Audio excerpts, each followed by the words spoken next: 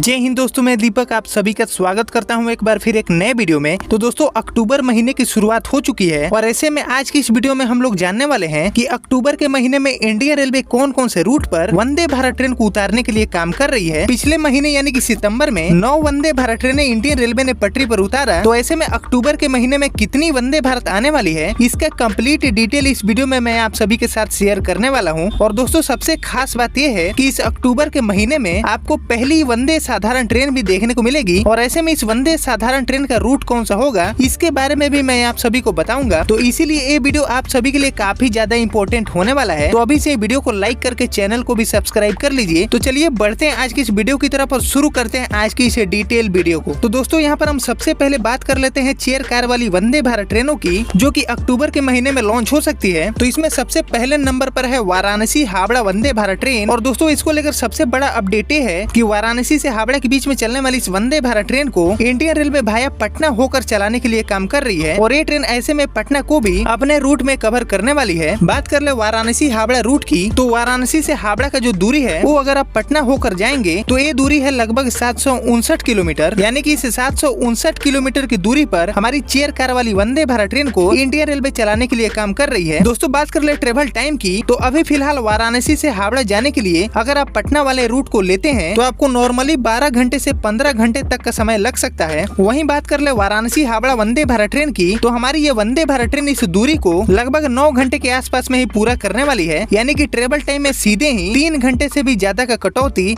आपको वाराणसी हावड़ा रूट पर देखने को मिलेगा। दोस्तों वाराणसी हावड़ा वंदे भारत ट्रेन में आपको शुरुआती दिनों में 8 कोच वाला रैक देखने को मिल सकता है और ये रैक पूरी तरह से व्हाइट लिवरी का होगा। और दोस्तों वाराणसी और हावड़ा के बीच में चलने वाली इस वंदे भारत का जो डिमांड है वो पिछले साल से ही इंडियन रेलवे के पास लोगों ने पहुंचाई है। और ऐसे में इस वंदे भारत ट्रेन को चलाने का जो डेडलाइन है वो कई बार इंडियन रेलवे ने निकाला है और अभी तक किसी भी डेडलाइन पर इस वंदे भारत को लॉन्च करने का जो काम है वो इंडियन रेलवे नहीं कर पाई है। लेकिन दोस्तों वाराणसी हावड़ा वंदे भारत ट्रेन को लेकर इंडियन रेलवे अभी फिलहाल काफी ज्यादा सीरियस मूड में नजर आ रही है। और बात कर ले इनॉग्रेशन की, तो वाराणसी हावड़ा रूट पर इस वंदे भारत का इनॉग्रेशन आपको अक्टूबर के लास्ट वीक तक देखने को मिल सकता है। क्योंकि आपको तो पता ही है कि 15 अक्टूबर तक वाराणसी में मेगा ब्लॉक लगा हुआ है, जिसकी वजह से काफी ज्यादा ट्रेनें इफेक्टेड हुई है। और दोस्तों कहा जा रहा है कि इसी मेगा ब्लॉक की वजह से हमारी वाराणसी हावड़ा वंदे भारत ट्रेन भी अक्टूबर के 15 तारीख के बाद लॉन्च हो सकती है। तो ऐसे में हम उम्मीद कर सकते हैं कि अक्टूबर के लास्ट वीक में इस ट्रेन का इनॉग्रेशन आपको वाराणसी से देखने को मिल सकता है। दोस्तों यहाँ पर बढ़ते हैं आगे और बात कर लेते हैं दूसरे रूट के बारे में। तो दूसरा रूट है वाराणसी से झांसी वाला। और वाराणसी से चलकर झांसी को जाने वाली वंदे भारत ट्रेन भी आपको अक्टूबर के महीने में ही देखने को मिलेगी। बात कर ले वाराणसी झांसी रूट की, तो वाराणसी से झांसी वाला जो रूट है भाया चित्रकूट वाला, इसकी दूरी है लगभग 526 किलोमीटर। और इस रूट पर दोस्तों बुंदेलखंड एक्सप्रेस अभी चल रही है और ये ट्रेन वाराणसी से झांसी पहुंचने में अभी 13 घंटे और 25 मिनट का समय लेती है। लेकिन बात कर ले हमारी वाराणसी झांसी वंदे भारत ट्रेन की, तो इस 526 किलोमीटर की दूरी को लगभग 7 घंटे में ही हमारी वंदे भारत ट्रेन कवर करने वाली है। और ऐसे में हमारी ये वंदे भारत ट्रेन चित्रकूट को भी अपने रूट में कवर करने वाली है। और आपको तो पता ही है कि झांसी और वाराणसी दोनों ही अपने आप में ऐतिहासिक शहर है। और ऐसे में इन दोनों शहरों के बीच में वंदे भारत ट्रेन जब चलेगी तो इन दोनों शहरों का जो कनेक्टिविटी है वो काफी हद तक बेटर हो पाएगा। दोस्तों वाराणसी झांसी वंदे भारत ट्रेन में आपको 8 कोच वाला व्हाइट लिवरी का कोच देखने को मिलेगा। और इस ट्रेन का भी इनॉग्रेशन आपको अक्टूबर के तीसरे या फिर चौथे सप्ताह में देखने को मिल सकता है। दोस्तों बढ़ते हैं आगे और बात कर लेते हैं तीसरे रूट के बारे में। तो दोस्तों ये रूट भी बहुत ही ज्यादा इंपॉर्टेंट है। जी हाँ, मैं बात कर रहा हूँ वाराणसी लखनऊ वंदे भारत ट्रेन की। और सबसे खास बात यह है कि ये ट्रेन प्रयागराज प्रतापगढ़ और अयोध्या रूट लेके लखनऊ की तरफ जाएगी। दोस्तों ऐसे में वाराणसी प्रयागराज प्रतापगढ़ अयोध्या और लखनऊ के बीच में काफी एक बेटर कनेक्टिविटी इस वंदे भारत ट्रेन के जरिए बन पाएगी। दोस्तों इस वंदे भारत ट्रेन में आपको व्हाइट लिवरी वाला 8 कोच का रैक देखने को मिलेगा। इस ट्रेन का मैक्सिमम परमिसिबल स्पीड 110 kmph होगा। और दोस्तों खासकर प्रतापगढ़ के लोगों के द्वारा रेलवे बोर्ड तक वंदे भारत ट्रेन की जो मांग है वो काफी दिनों से ही लगातार पहुंच रही है। और ऐसे में इंडियन रेलवे अब प्रतापगढ़ को वंदे भारत ट्रेन से जोड़ने का जो काम है उसको यहाँ पर करने वाली है। दोस्तों बात कर ले इनॉग्रेशन की, तो वाराणसी से लखनऊ के बीच में चलने वाली इस वंदे भारत का इनॉग्रेशन आपको अक्टूबर के तीसरे या फिर चौथे सप्ताह में देखने को मिल सकता है। हालांकि इस रूट के बारे में कुछ ज्यादा जानकारी तो अभी सामने नहीं आ पाई है और इस रूट पर बहुत जल्दी मैं एक डेडिकेटेड वीडियो लेके आने वाला हूँ। फिलहाल बढ़ते हैं आगे और बात कर लेते हैं चौथे रूट के बारे में। तो दोस्तों चौथा रूट है प्रयागराज से आगरा वाला और इसके बारे में ऑलरेडी मैंने आपसे बात कर रखा है। बात कर ले प्रयागराज आगरा रूट की, तो इस रूट का टोटल डिस्टेंस है लगभग 448 किलोमीटर और फिलहाल प्रयागराज से आगरा पहुँचने में आपको कम से कम 7 घंटे का समय समय लगता है। लेकिन बात कर ले हमारी प्रयागराज आगरा वंदे भारत ट्रेन की,